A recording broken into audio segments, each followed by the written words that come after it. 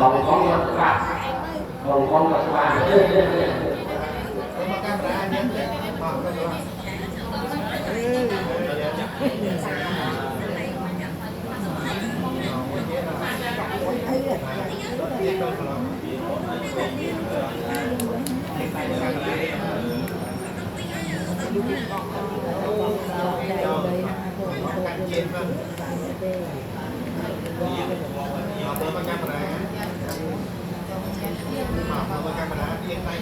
thảo bao nhiêu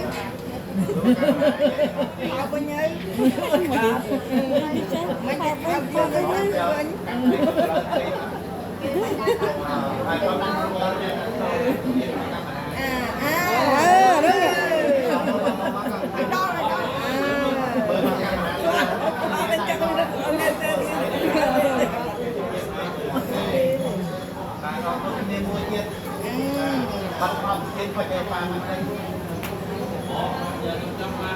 Ghiền Mì Gõ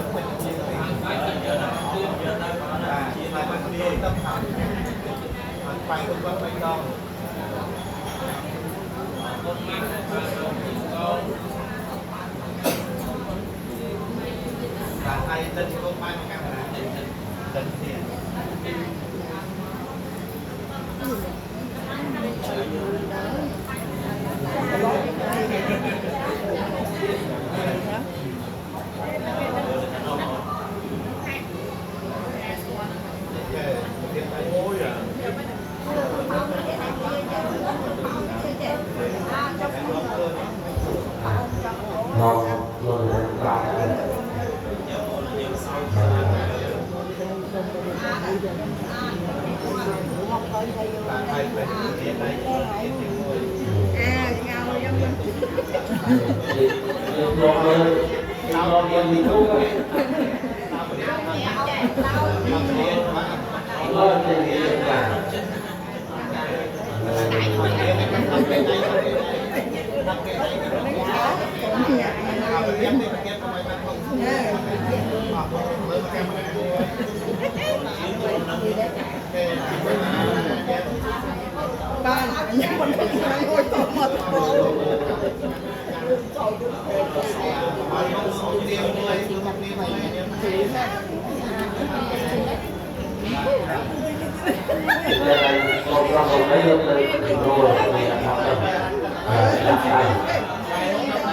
ngon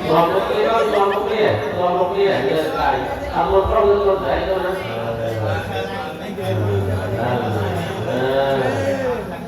Làm nó món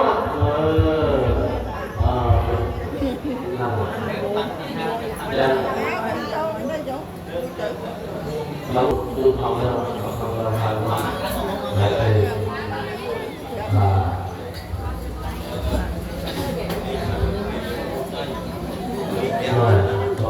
mình đặt một góc được luôn gặp phòng rồi lại từ làm được một mối quan hệ chung lên á lọt đèn là lưu lưu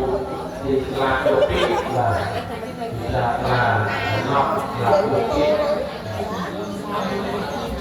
là